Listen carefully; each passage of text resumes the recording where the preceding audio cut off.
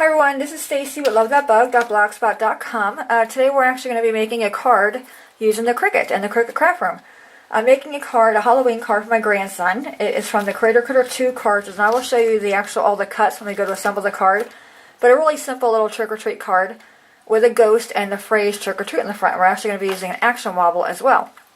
Now what I did in the Cricut Craft Room, I first have, if you can see this rectangle, I sized that to be 4 by 5 1/4 for the match for the front of my card. This way I can see what's going to fit in that area. I then put my ghost in there. The ghost is sized at 3.5 inches. I already went ahead and cut him out, so I do apologize for that. But he is right here. Okay, his two pieces along with his hat is somewhere.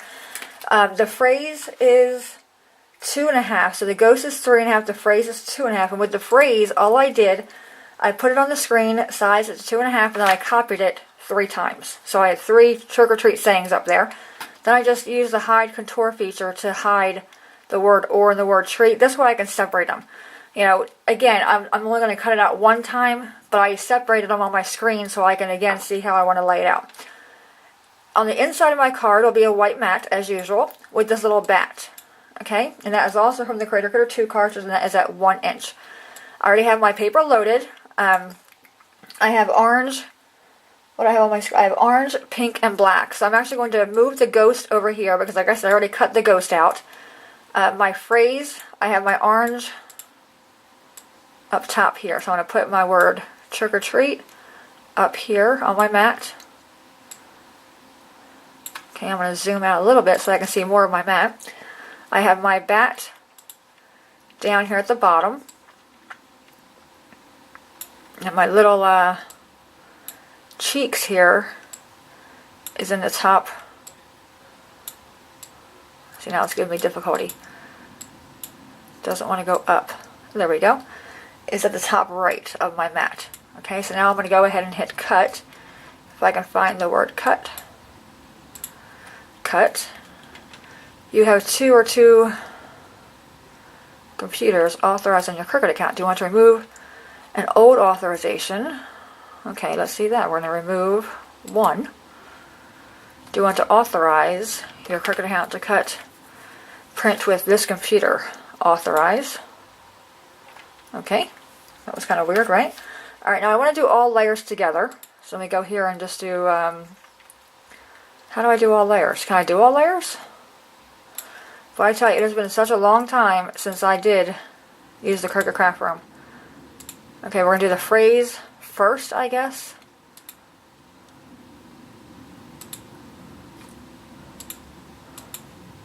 I really like to do all layers together, but I don't think we can do that. Alright, so we're going to do the phrase first. My settings are fine. Depth of 6, pressure 5, blah, blah, blah. Okay, we're going to hit cut. Checking mat status. And I already have my cartridge in there, so it should find that, which it did. Alright, and let's cross our fingers that this is going to cut out. Like I said, it has been such a long time since I've used any of my machines, actually, any of the Cricut machines. I think it's kind of silly how you can't do all layers together, right? Unless I'm completely missing that part. Alright, so that one was done. Let's go now and do the cheeks, which are layer 6, which is right here. You can't even see them, but they're there. Go ahead and cut.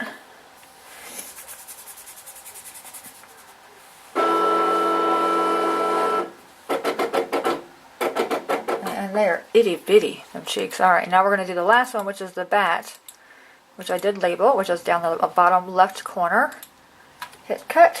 And then we're going to go to the table to assemble this cute little card. Alrighty, I'm back. I went ahead and pre-assembled a few of my pieces already to save a little bit of time. I have my cardstock base. This is 8.5 by 5.5, folded at 4 1/4, I believe. And then my front mat here, my black piece, is 4 by 5 1/4. The inside white is also 4 by 5 1/4. Alright, I have my phrase already done. And my ghost, I did pre-assemble my ghost.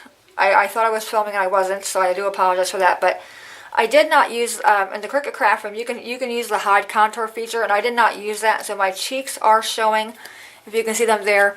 But it's not terribly noticeable. It's for my grandson, you know. So to look, see the outline there for the cheeks. And I forgot to cut the cheeks out. Well, actually, I cut them out, but I lost them. So we're going to do it without the cheeks. All right, so I'm going to place this in the front of my card. Now, you can have your card open either way, depending on how you want your phrase to go. But I think there's not enough room there to have it go that way. So we're going to have it be like a calendar, top to bottom. Let's put that there. Our phrase, trick or treat. And the phrase is cut out at 2.5 inches, and it's the same color as my cardstock base. I tend to do that for some reason. Let me grab my glue paper here.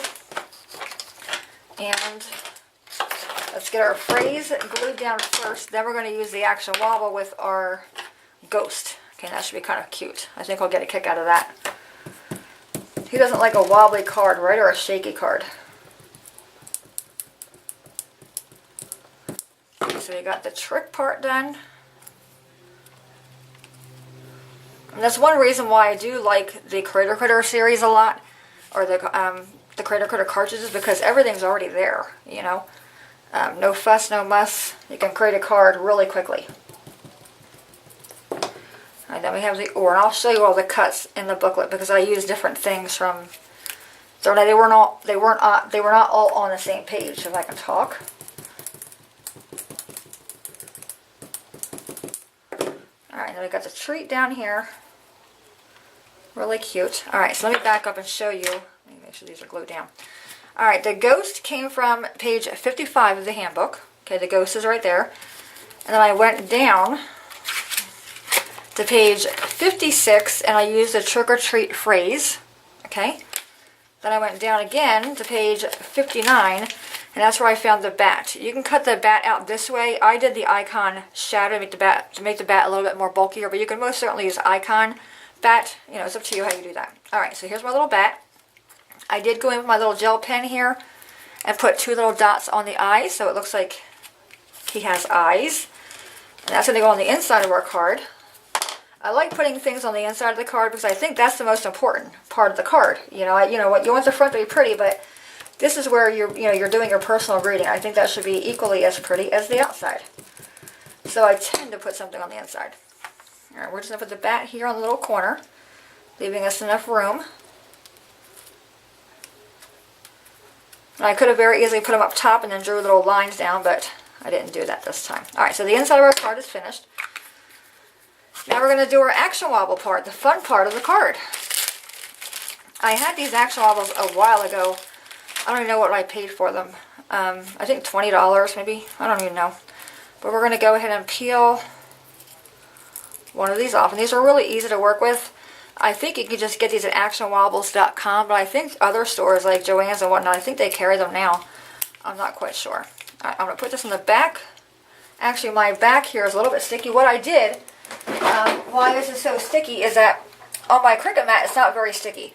So I just used this Scotch repositionable glue stick, and I put that on the back of my cardstock to make my cardstock stick to the mat. But now my ghost, as you can see, is a little bit tacky. I'm going to take my little embossing buddy here and just rub it or pat it on the back of my ghost to remove any sticky residue. Okay, it's just simply a little cornstarch. I actually use this more for the sticky stuff versus anything else, for using it for embossing. All right, so now we just gotta hope our little Action Wobble will stick there now. I think it will. I think we're gonna be fine. Okay, put that on there. I'm going in between the 2 pieces and giving that one a really good stick, especially since we have that powder on there. I really don't want that to fall off now. Give it a really good press down there. Alright, there we go. Take this piece off. I don't know if there's a right and wrong side to these. I never really noticed, to be honest with you. But you can see right here, actionwobble.com is where you can go to order these, or I think they're available at Michael's and Joann's. Alright, so he's on there. Super cute. I love it. Now I can put him on there straight or crooked. I'm going to go for the crooked one. Alright, now when he's on there, I'm going to flip him over again. I'm going to go between the 2 now, between my ghost and the card, just to give it a good squish. Okay, and there is our little ghost. How cute, guys. I mean, come on. That's just too cute. I love it. All right. So there's a little card for my grandson. I think I'll get a really good kick out of that. Any questions at all, please let me know. As always, thanks so much for watching. Have a great day, and I will see you guys next time. Bye-bye.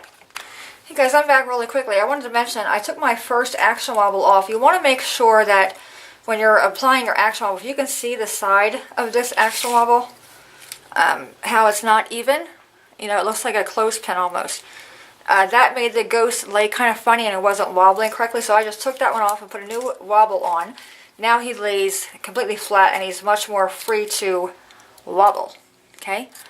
Just a little hint. So if you have it on there, you want to make sure you put the action wobble in the center of your image and make sure it goes on there straight. So don't do a lot of plucking and whatnot. Alright? But anyway, there's a little ghost card.